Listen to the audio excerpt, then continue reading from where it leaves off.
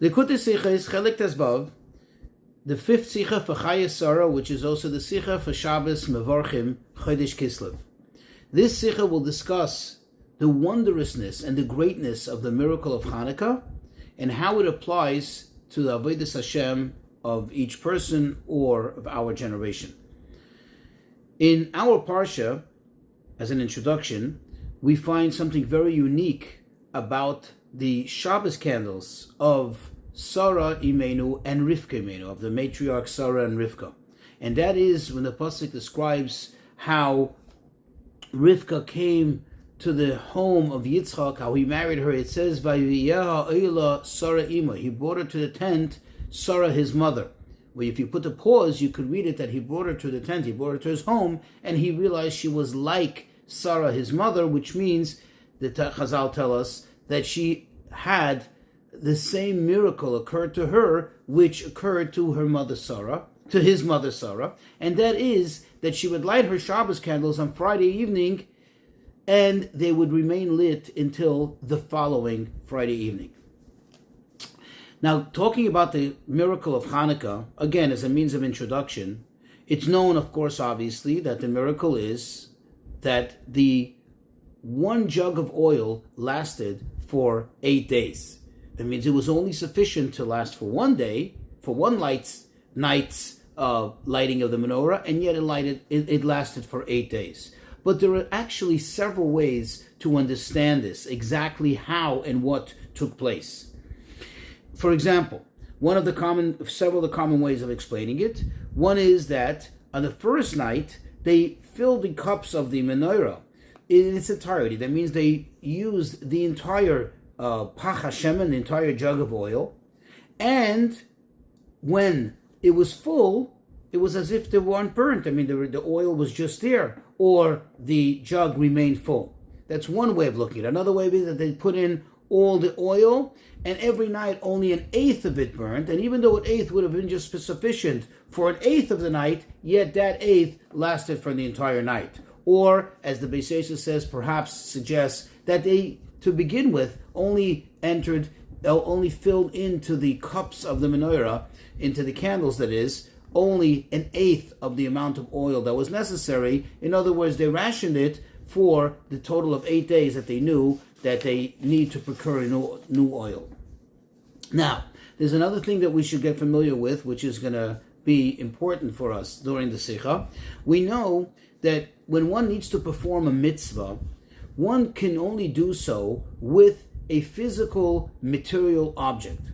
When the Torah says, for example, to shake a lulav, an esrog, if one should have an esrog that fell out of the sky, meaning arrived in his possession miraculously, one cannot perform the mitzvah with it. Likewise, tefillin. If you have tefillin that fell down from the heavens, I mean, there can't be anything holier than that, but you can't do the mitzvah with it, because the mitzvah is to take a physical tefillin, take parchment, write it with physical ink through a human being, and thus have the tefillin that are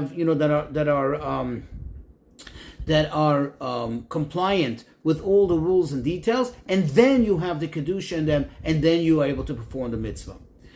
One more thing to familiarize ourselves with is the concept of nimna hanimnois, the impossible of impossibilities, and that is, we find in the Beis Hamikdash that although the Aron, the ark, had a very specific size, meaning it had to conform to specific dimensions, otherwise it wouldn't be kosher, as prescribed in the Torah, yet when it was placed in its place in the Holy of Holies, and you measured from one side to the other side, meaning from one wall to the other wall, it appeared as if it wasn't there, meaning it was there, it did take up space because it had a specific dimension, and yet on the other hand it didn't take up any space. So let's get into the Sicha. In many years, as the case in this year, Parshas Chayei is read on the Shabbos in which we bless the new month of Kislev. Now, according to the rule that typically when you read the Parsha of the week, it has a very strong connection to the events or the special days that occur around it or coincide with it. So it's obvious that in Chayei in this Parsha, there has to be a very strong connection to the month of Kislev. And when we speak of the month of Kislev, what comes to the mind? What is the highlight? What is the most special aspect of the month of Kislev? Of course, the celebration, the festival of Hanukkah, which begins on the 25th of Kislev. And the Rebbe says, indeed, yes, we do find a very strong connection between something that appears in this parsha and the miracle of Hanukkah. Hanukkah, of course, as we know, as we said in the introduction, was established because of the miracle of the little jug of oil that was only meant to last for 1 day, and yet it lasted for 8 days. Well, a similar miracle to this, in the same vein, is, as we mentioned in the introduction, the miracle of the Shabbos candles of both Sarah and Rivka. They're both kind of hinted to and mentioned in this week's parsha. That even though they were meant to last only 1 night, as typically Shabbos candles do, yet miraculously, not because they put extra oil, but that's where Yitzchak was able to tell, he was able to distinguish that this is a special woman, because he saw that miraculously, notwithstanding the fact that there was only enough oil, enough fuel for that candle to last 1 night, 1 Shabbos night, yet it lasted and it kept on burning all week. Says the Rebbe, yet, even though there's a similarity, there's a connection, we do need to say, we do need to establish that the miracle of Hanukkah, the Hanukkah candles, is certainly much greater of a miracle, because that's actually something that a festival was established for. This is something unique. This is something, so to speak, more earth-shattering than the miracle that's mentioned in this week's parsha. And the question is, we need to say that, but is it so? In other words, could we determine that indeed the miracle of Hanukkah is greater? Now, obviously, we can't just say, well, it's greater because the candles of Sarah and Rivka lasted only for 7 days, whereas the miracle of Hanukkah took place over the course of 8 days. We need to actually find it on a much deeper level, not something so superficial, because this is only in quantity. This was 7 days, this is 8 days. But we have to find something that is more essential and more of a qualitative nature to distinguish between the miracle that is implied in this week's parsha to the miracle of the candles, the Neiros Hanukkah, that is certainly far superior to that miracle. So we have to actually find the superiority in the miracle of Hanukkah over that which is mentioned in our parsha. So now, let's go into the miracle of Hanukkah, how it's explained in the Beis Yosef and through the more other halachic authorities. It breaks down in the following manner. Either you look at it from a quantitative perspective, that in the oil that was meant to last for only 1 day, yet when they filled it up, they found that the quantity of oil was not diminished. In other words, even though they had poured out all the oil, yet the quantity of oil remained the same. That is one approach to what exactly happened in the miracle of Hanukkah. However, there is another approach, which is more of a qualitative approach. Not saying that the quantity was such, but rather that in the quality of the oil that was there, although it was only meant to last for 1 night, yet it lasted for 8 nights. And there's 2 ways to look at it. Either that each night only 1/8 of that oil burned down. And even though it was only 1/8, which is not enough to last all night, it lasted an entire night. In other words, that 1/8 of the oil became so superior in quality that it was able to last longer than typically oil would last. Or, as the Beis Yosef suggests, that they only poured in 1/8 of the oil, knowing that they don't have enough for the next 8 days, and they only poured in a little bit, 1/8, and still, even though it didn't seem to have the potential to last all night, it did. Now, perhaps these 2 ways of looking at the miracle, of understanding the miracle of the Nes of Hanukkah, breaks down into whether we consider the Nes of Hanukkah to be the same category of the Nes, the miracle that happened to Sarah Rivka, or whether we consider it to be greater, superior, that is the miracle of the candles of Hanukkah to be superior, greater to that which happened to Sarah and Rivka.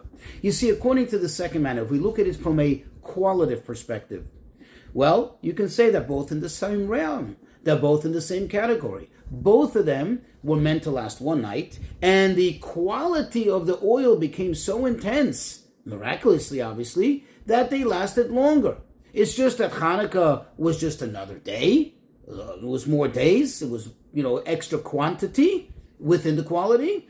And perhaps even more, that the miracle of Hanukkah, it's not that it continued and it remained lit for the 8 days, but rather each night anew, the miracle was renewed again by it being kindled again. Fine, but at the end of the day, if you look at it from that perspective, from perspective of quality, the miracle of Hanukkah and the miracle that happened to Sarah and Rivka are more or less in the same realm, the same category.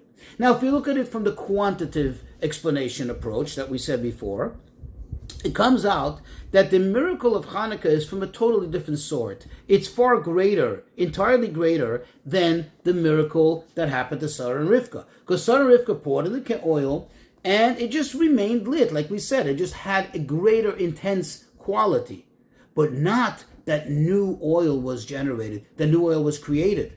And in this sense, you would say, wow, perhaps this, if we take it from this approach, this would give us a perspective that the miracle of Hanukkah is a great miracle, considering that it's so much greater than the miracle of what happened to Sarah and Rivka, because by Sarah and Rivka there was no new oil created. Says the Rebbe, that's true, but still, it would not explain for why Hanukkah is such a wondrous celebration. You know why? Because if that would be the case, if this is the way to look at and appreciate what happened, the miracle of Hanukkah, then we can argue that it's something that is already precedented, meaning it's nothing new. It's not so earth-shattering. You know why? In the Haftarah of Parshas Vayera, just last week, we read about a story with Elisha, in which the woman had only a drop of oil in her jug, and yet he told her to continue pouring and pouring and pouring, and this generated quantity of oil from a minute quantity of oil. So this miracle is precedented, and it therefore wouldn't explain why Hanukkah is so superior to all other miracles, and why it's like a big wow. And says Rabbi says, besides all of this, there's also some issues in these two approaches. In other words, these two approaches aren't perfect, whether you look at it this way or that way. Besides the fact that it wouldn't explain why Hanukkah is so special. But in itself, there's some issue, there's something problematic with each of these approaches. If you look at it from the approach that the quantity was increased, that it was generated, we have a problem. Because as we said in the introduction, the question would be, how did they perform the mitzvah? It's an actual mitzvah, it's a commandment to light the menorah in the Beis HaMikdash. How did they perform the mitzvah with oil that was generated through miraculous means? It's not considered physical, material, natural oil. Now, if you look at it from a qualitative standpoint, we know that the halacha is that when you fill up the candelabra, when you fill up the menorah, for the purpose of lighting the candles in the Beis HaMikdash, they had to fill it up, quote, with the amount that it should light all night. In other words, you had to fill it up to capacity, and besides, any time you did an avodah in the Beis HaMikdash, the klei shares, the actual holy vessels, had to be filled to their top or filled to their measure. So either way you look at it, either what we said before, that only an eighth burnt down, well, on the second night you only had 7/8, you didn't have the full amount. So you weren't doing the mitzvah correctly. Or if you say that to begin with, they only put in an eighth of the oil, well, they didn't put in the right amount. How did they go about doing a mitzvah in such an incorrect manner? Therefore, the Rebbe introduces a totally different way of looking at and appreciating the miracle of Hanukkah, what exactly took place. And this will eliminate all the questions and also will explain and prove why the miracle of Hanukkah calls for such a great wow, for such a great celebration. You see, what did the Beis Yosef write in Shulchan Aruch? He says that they put in the entire oil into the cups of the menorah, of the candelabra, and in the morning they found that they were still all full of oil. Says the Rebbe, the meaning of this is not that new oil was created, as we understood before, but rather that there was a wonderful miracle here. That is, that the oil that they placed in the candelabra, in the menorah, actually fueled the fire. as oil does.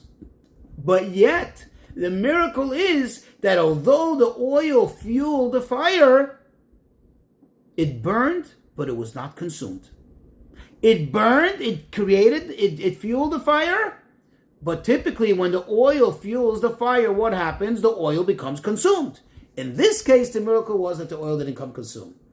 So this is like two opposites happening. On the one hand, it naturally fueled the fire. On the other hand, supernaturally, it didn't get burned, it didn't get consumed. This is similar to the miracle of the Aron, of the ark in the Beis Hamikdash. On the one hand, it was absolutely there. And it had to be there. Otherwise, it wouldn't be the ark. It wouldn't be a kosher vessel. Because kosher means that it has to fit the specifications that the Torah prescribes. And it did. So it did and take up space. Yet at the same time, it didn't take up space. The Rebbe says on a deeper level, if you think about it, it's not that there's two things happening here, but it's all the two opposites that actually come together. In other words, when we say that the miracle is makom ha'arein einoi min hamida, that the place of the arein did not occupy space, that tells us that the arein itself did occupy space. Inherently, it did have a dimension, and it did occupy space. Because if it didn't occupy space, then there wasn't a double miracle here. It was just, it was all miraculous. The idea is that the arein, the ark, when you measured it, it did occupy space. It was an entity, a physical material entity that took up space. Yet at the same time, when you put it in the Beis Hamikdash, it didn't seem to take up space. And it's the same thing over here. The menorah, according to halacha, needs to have oil to fuel it, and that oil has to burn. Guess what? It burnt. It actually burnt. The oil did fuel the fire.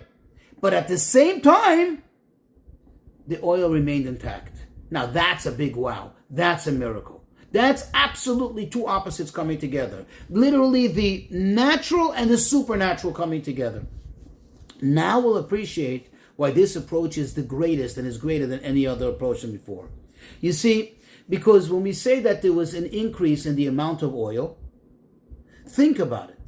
That's the first way when we say that it was the kamus, the quantity was what was generated. That's a fair way of explaining the miracle, but over there's something lacking. If you think about it esoteric in a deeper level. Why? Because the miracle is only noticeable, is only obvious in the first moment. In the first moment that you're about to light the candles, you go, wow, there is oil that shouldn't have been here. But once the candles are lit, there's no obvious visibility, there's no obvious effect of the miracle. The candles are burning because there's oil in there. The fact that the oil was there in the beginning, that's the miracle. Now, when you look at it from the second perspective that we had in the Sicha, from the perspective of looking at the miracle of Hanukkah as a qualitative thing that happened in the oil, it's true that the effects of the oil is visible throughout. Because remember, there's not enough oil to burn that long time, and it is burning that long time. So that's a beautiful thing. It's effective. You can see it all the time. But the miracle itself happened when? The miracle itself happened in the first second, meaning it happened right in the first moment when you were about to light the candle. When you lit the candles, that's when Hashem, so to speak, injected a quality, a supernatural quality into that oil. So you're seeing now the effects of the miracle, but the miracle is not happening now. Whereas with the way that the Rebbe explains it, the third approach, the actual miracle and the appreciation of it, meaning the visibility of the miracle, is constantly happening all the time. That means the miracle is happening every moment, that the candles are burning, they are burning, you see that the oil is fueling the fire, and at the same time you see that the oil is not being consumed. So the miracle and the appreciation of it is happening simultaneously. So the Rebbe now takes all this and says, how do we apply these three ways, these three approaches to the avodas ha'adam, the service of man to the Eibishter? So in general, we break it down. What is nature in avodas ha'adam? That is avoda al pi tam vadas. When you serve Hashem, all based on logic and understanding, things that have that become confined and limited to the person's desires, to the person's wants, to the person's normal, natural self. Then you have nes, you have miracle, which is, of course, the aspect of mesiras nefesh, of self-sacrifice, or kabbalas oil, meaning you do it because this is what Hashem wants, regardless of the fact that you were really enjoying it, like it, don't like it, it makes sense in the moment, you do it anyway. Now, of course, the truth be said, that all avodah, even the avodah that's al pi tam v'das, certainly is founded and based on mesiras nefesh and kabbalas oil. Because you're not doing your own tam v'das, you're obviously doing the tam v'das in accordance with what the Torah dictates, what Hashem wants from you. So, of course, the prerequisite for it and the foundation is kabbalas oil mesiras nefesh. But still, there are different manners in this. No, you have, for example, take the first and the most simple and basic is where a person has the feeling of mesiras nefesh and kabbalas oil right in the first moment. And that is when you accept Hashem's sovereignty, when you accept kabbalas oil, and that is when you say Kriya Shema and davening. That's the time when we accept kabbalas oil and we have in mind mesiras nefesh. However, the rest of the day, the effect of this only is in a very subliminal manner, almost like behind the scenes. It's in a very dormant manner. It's there. It is certainly fueling, but from behind the scenes. But what's vivid, what's obvious, is the person's approach al pi tam v'das. Then you have a level higher, which is that the kabbalas oil and the mesiras nefesh of the beginning of the day is so powerful. That Kriya Shema that you said has such a great power that you see it throughout the day in a very revealed and obvious manner. It's so powerful that it influences all he does all day. But when was it generated? In the morning, in the beginning. Then you have a third level that's above and beyond, and that is that constantly throughout the day, the person is constantly in a mode of mesiras nefesh. It's almost like regenerating and recreating new mesiras nefesh all day. Where do we see this? We see by Rabbi Akiva, that Rabbi Akiva said that all day, all my days, meaning not only all my days of my life, but each day in the entire day, I was totally mindful and waited and desired that moment when I can have mesiras nefesh. That means he was constantly in a mode of mesiras nefesh. Now, you can't say that any of these three ways is good or bad. It's not that one is good or bad. They're all good. But it's just that one, that one is superior to the other. Says the Rebbe, it's rather, it all is about what is the atmosphere, what is the environment of the time, so to speak. What is the spiritual environment of the time? In other words, it's not that one is good, one is bad. All three of them are good. All three of them are a way to serve Hashem. It's just that depending on the current, on the current situation, the current spiritual environment, that's what brings out this versus the other mode of serving Hashem. You see, when things are the way this should be normally, then it's enough to have the mesiras nefesh, where at the beginning of the day you generate your dedication to Hashem, your kabbalas oil, and that, influences the whole day.